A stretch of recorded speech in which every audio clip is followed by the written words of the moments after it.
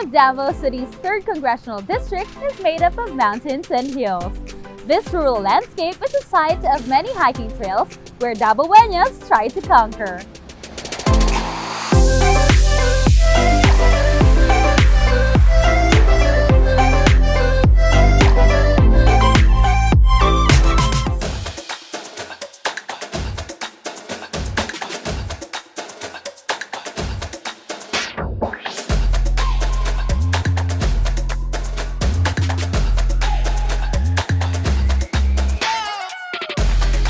Davao City has lots and lots of places to go to. You can either satisfy your thirst for adventure or simply have a chill getaway. This city really fascinates me. There are so many places worth discovering and activities worth experiencing, and I want to share it with you. Ako si Astrid Gopo, ubani ko ninyo og akong team. Tara, laag ta!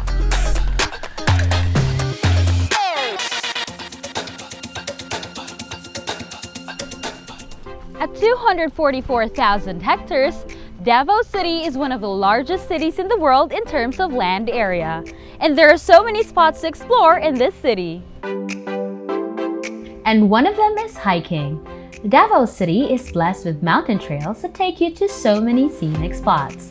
It has attracted several city dwellers who embrace their love for hiking every weekend. One of these hiking trails is what they call the Grassland. This is located in Barangay Bato, Toril District. This scenic trail is suited for those who are new to hiking and those who want a relaxing hike. From Toril proper, we went straight to Lantaw Banud Cafe, the jump-off point for the hike. The hikers along the Grassland would start their venture early in the morning when the temperature is much cooler. The trail is expected to be sweltering hot in the latter part of the morning.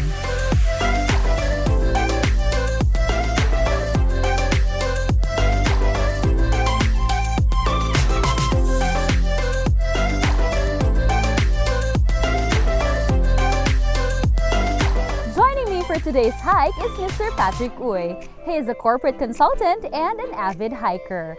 Hi, sir! Hello, ma'am. Good afternoon. Kamusta? Kumusta? So, unsay dugay-dugay na ba ka nag-hike, sir? Taod-taod na pod. Actually, last July, magwa 1 year ngayon na Wow, happy anniversary. May anniversary. So, unsay nakapainggan nyo sa imo para magsugod og hiking? Actually, ma'am, sa tinuod lang yun, kaning pag-hike, dili gyud ako ni gusto at first kay dagan kong fears ba. Unang-una is kaning nakoy kahadlok nga sa bitin.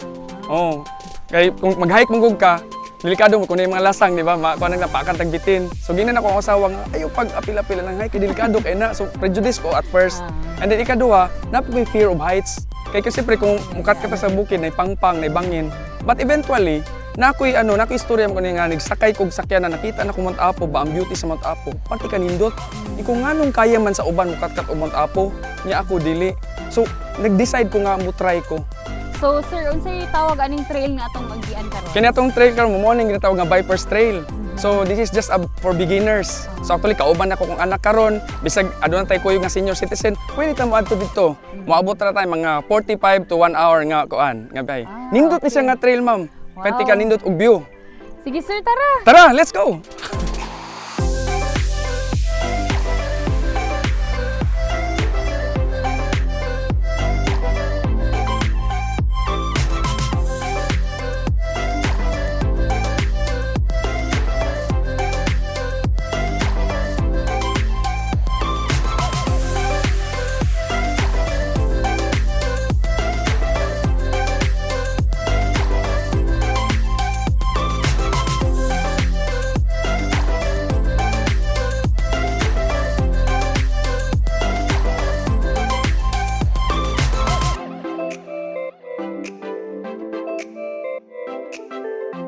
Wow, gwapo kay diri sir no. Nindot yun nga lugar, ma'am. Nindot ka ng Viper's Trail.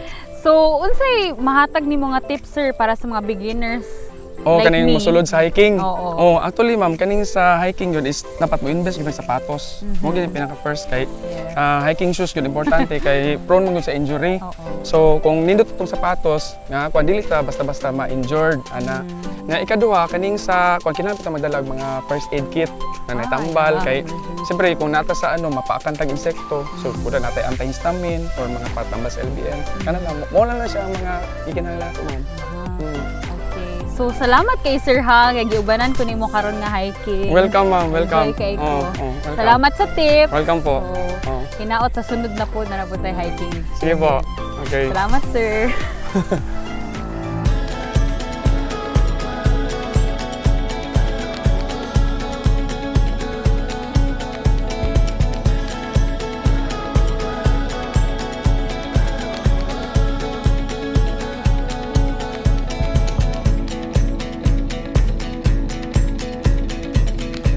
We are finally here at Grassland. It is so beautiful here that people call it the New Zealand of Davao. Instagrammable is how I would describe it. So bring your cameras while hiking. You know what they say, pictures or it didn't happen.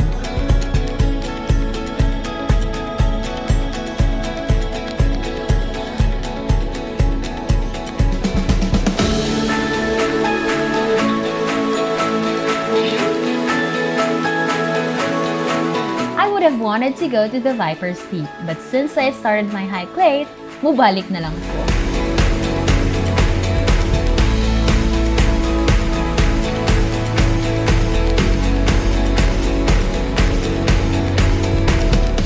Well, there is a Grassland Manggod. Kay mo kadintot sa Davao kay duol siya, di ba? Di sa may turil lang dapit. Tapos ang yan terrain Manggod, dali lang para sa bata. Tapos we wanted to foster yung family concept na syempre healthy man kung kubanin mo ang bata, ma-independent food sila. Magtanaw kita nimo na ganahan sila magkanang kesa nasa balay magsigi gadgets and stuff. Wapo din nasa nature ba para saka matudlan pud nato unsa pag-atiman sa nature sa mga bata while they're young. 1 year namin nag-hike. So every weekend we're with the family hikers group, Happy Family Hikers group. Na usually we go to dili sa Turil Dapit, usahay we go out of the city also. Also in the highlands of the Reel is one of Davao City's popular mountain resorts, Eden Nature Park. At 3,000 feet above sea level, Eden is one of Davao City's largest pine forests. This 75-hectare man-made forest was once a logged-over area in the 1970s. Today, it hosts several attractions for leisure and special events. It has dining options and accommodations for a perfect staycation with family or friends.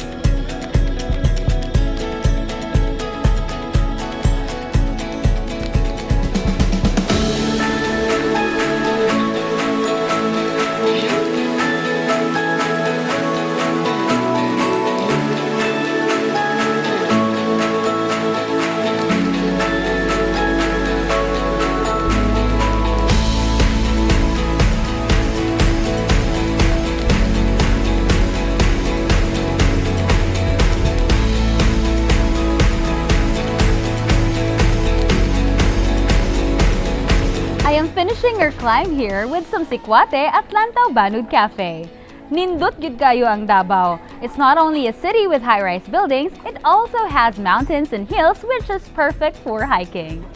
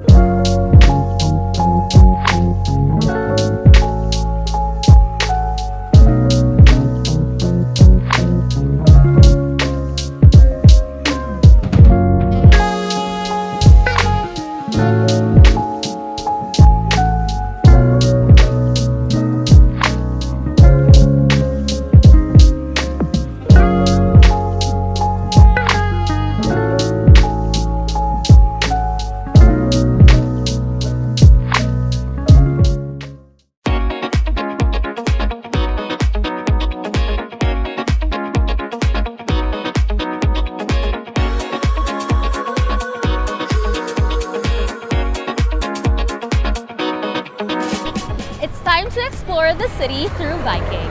Did you know that cycling is highly encouraged in this city? In 2010, the City Council enacted a biking ordinance.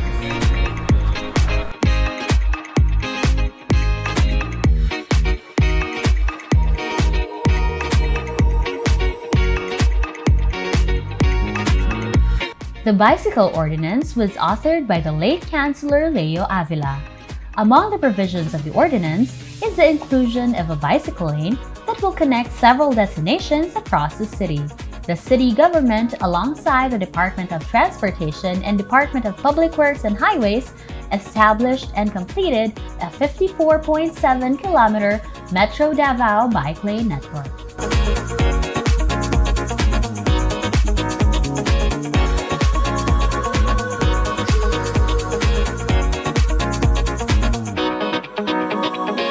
Joining me here today is Mr. Iggy Castillo, who is a publication and communications consultant and also an avid biker. He will be joining us as we stroll around the city through biking.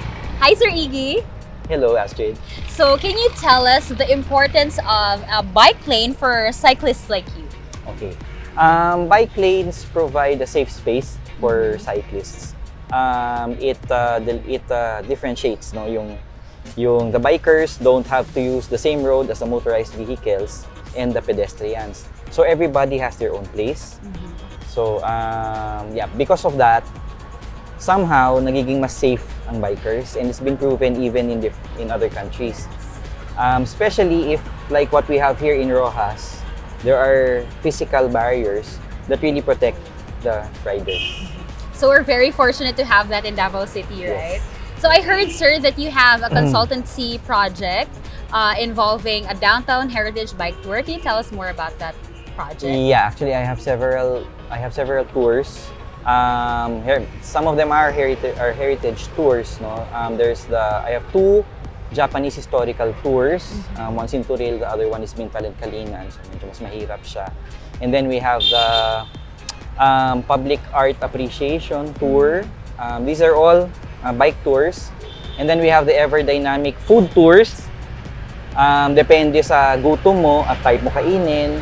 And then we have the downtown tour, which I think there are two of us who have these kinds of tours. No? One of them is Monica Ayala and her group. Kaya lang parang mas marami yatang food stops yung sa akin. Yun. When we bike kasi, we love to sample the food. For the downtown heritage tour, we actually include old houses that were part of Davao's history, like the Obosa House, the Lat and the Borgaili houses. And then you have public interest areas, culture and arts, like there's a People's Park, and then there's Magsaysay, and then there's Santa Ana Wharf, which is very historic, and then we have Chinatown. So maraming maiikot dito. Okay, so how can people join this kinds of tours, sir? Actually, people just request it, and then we schedule a tour. Okay. So far, we've done, I think I've done 2 or 3 downtown heritage tours. But I've done more of the Japanese tours kasi it's a longer ride. You go to Toril or you go up Skyline and then up to Kalinan. Medyo mas mahirap talaga siya, pero the other tours are more downtown area. yes. Okay. Yes. Thank you so much, Sir Iggy. Welcome.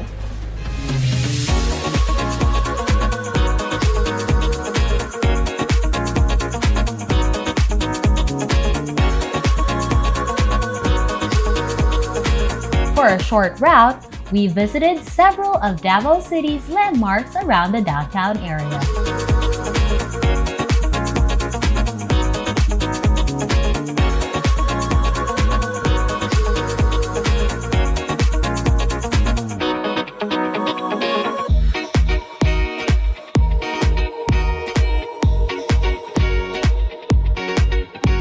Our first stop is an old house in Davao City, which is considered a historical landmark. The Oboza House was built in 1929 by Davao's first municipal mayor, Alfonso Gallardo Oboza. It now houses the Tola restaurant on the upper floor and the Huckleberry at the ground floor. The Glass House coffee shop also occupies a portion of the front garden. The house actually hosted the visits of President Manuel L. Quezon, and this is also where President Manuel Rojas hid during World War II.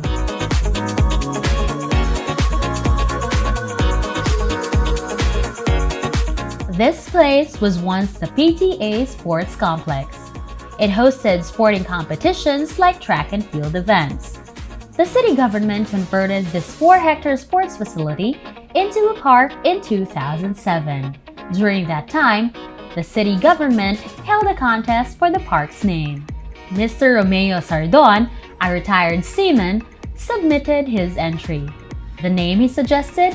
The People's Park, an oasis of greenery in the middle of Davao City's downtown area. Various native and non-native plants, trees, and flowers can be found in the park. The People's Park also has a jogging oval. It is home to the iconic Durian Dome and various sculptures created by Kublai Milan. The People's Park will also be the home of the soon-to-be-opened National Museum in Davao City. So sir, nagadaghan na mga Davaoenyo nga ganahan na magdala og bike. So are there any tips that you can give our fellow Davaoenyos who want to explore around downtown area na magbike? Okay, just 3 things. The first is never forget your safety equipment, your helmet. If you're going out at night, you need your lights para kita ka, hindi ka masagasaan. Helmet dahil wala tayong spare utak. No? Ano pa ba? Eyewear better para maprotektahan ng eyes from kick-up from other bikes or from other vehicles or dust. Para maprotektahan ng bikes. And of course, don't forget to bring your mask. And second is know the traffic rules. Yes. Alamin mo kung ano yung direksyon na pwede kang dumaan. Do not counterflow. Yeah. Do not play chicken with especially four-wheeled vehicles dahil they will always win. And third would be keep yourself and your bike in good condition. Like check your bike before you leave. Okay ba yung brakes mo? May hangin ba siya? Do you have water? You have to be hydrated. Hindi mataas ang BP mo. Hindi ka mag-hypoglycemia. Ano. Basically yun siya. Okay, so are there any stops that you could recommend around the downtown area also? In the downtown area, I would highly recommend the City Hall area. There's a nice painting by Rachel Olazo inside of the signing of the Cityhood of Davao. And the parks around it are very nice. And then you can also visit the commemorative monument to peace and unity across San Pedro Cathedral, which is also another must visit. And then there's this People's Park. And then you have the old houses. You have the Oboza House, where there's a nice restaurant. There's Tola. There's a good cafe outside, yes. Glass House. And there's also a good bar downstairs, Huckleberry. And then you have the Lat Residence, which has on the end, Legazpi. Nandun ang Wanda Inborg. And then somewhere in between, along Rizal, there's the Borgaili house. That's where De Bonteco is. Okay. So those are old houses. And then that's 3 for downtown. How about outside? For downtown outside, there are a lot of places you can visit. One is, well, there are the Japanese places, no, Japanese historical places. Like there's the Ota Shrine at Mintal Elementary School. And then there's this in Daliao Turil. The Arami factory, it was converted into a military base before it was bombed extensively. The structures are still there, the bullet holes and bomb holes are still there. There's even a bunker along the beach. This is very near the Turil port. And then what else? And then there's a Japanese peace monument somewhere there in Catalunan Grande. Ano pa ba? And then there's Coastal Road. Coastal Road, is yeah. a nice bike route. And then you have the beaches from Times Beach all the way up to the north. Okay. And that's it. Thank you so much, sir, for your tips and recommendations. You're welcome. Anytime.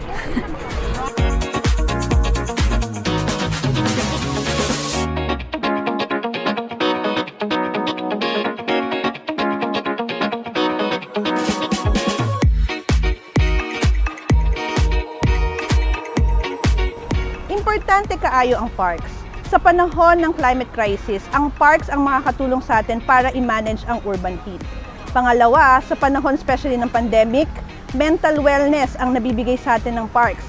This is an open space and green space for family and friends to gather, for our children to play. And last but not least, the urban city is not just our home. It's also the home of biodiversity.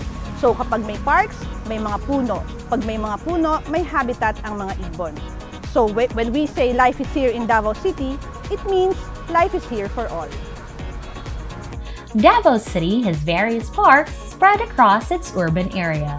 One of the newer parks is the Davao City Botanical Garden, located in Marfori. The 1-hectare garden park was opened in 2017. It is a pretty Instagrammable green space where one can stroll, play, and meet with friends.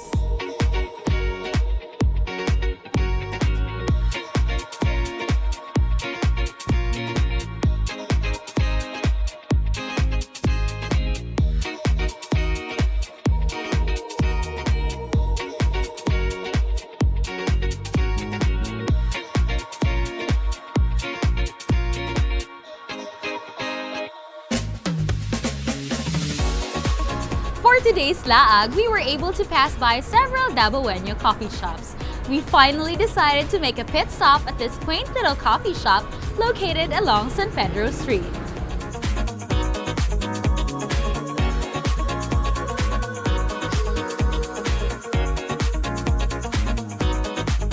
So we opened Humble Coffee Shop on February 21 of this year.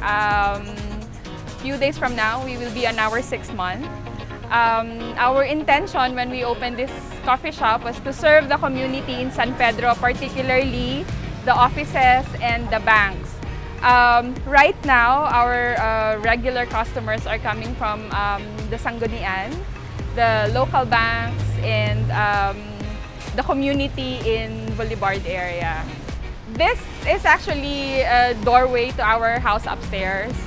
So during the pandemic, we were thinking, ano ba yung pwede namin gawin? And when we were brainstorming, we were like thinking of maybe snacks. And then I thought of the limitation of the space. So we thought that, ice cream is the best business that we could put here kasi scooping lang siya. And then coffee, prepare mo lang siya and then that's it. You can already serve it to people. Our specialty, or actually we didn't intend it to be our specialty, but right now, ang signature drink namin that became actually Humble specialty is Bandung Twist.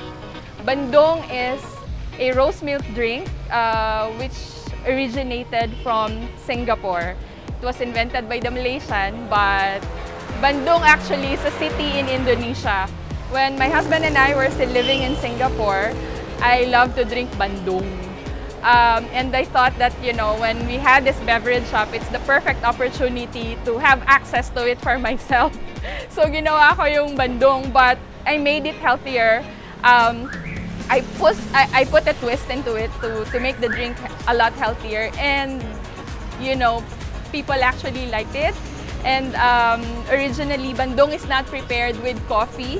And, our coffee lovers, like the Davao crowd, they love coffee so much and they would put coffee on everything. So we created Bandung Latte, and it's actually one of our best sellers. So I'd like Davaoeños to actually come and see our shop. It's a tiny hole-in-the-wall coffee shop. We are just across the Davao City Police Station. As you can see, we are very small, but I would say that in the 6 months that we are open, we are very well received by the community, and we are really very happy.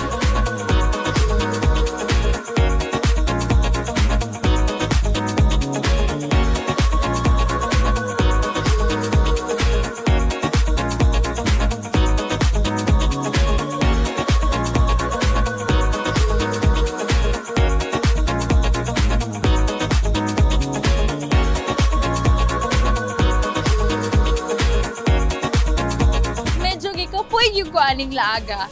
But it was a very memorable experience for me because I got to explore the city on a bike for the first time, use the bike lanes of course, explore the heritage house and parks, and of course have coffee at the end of my day.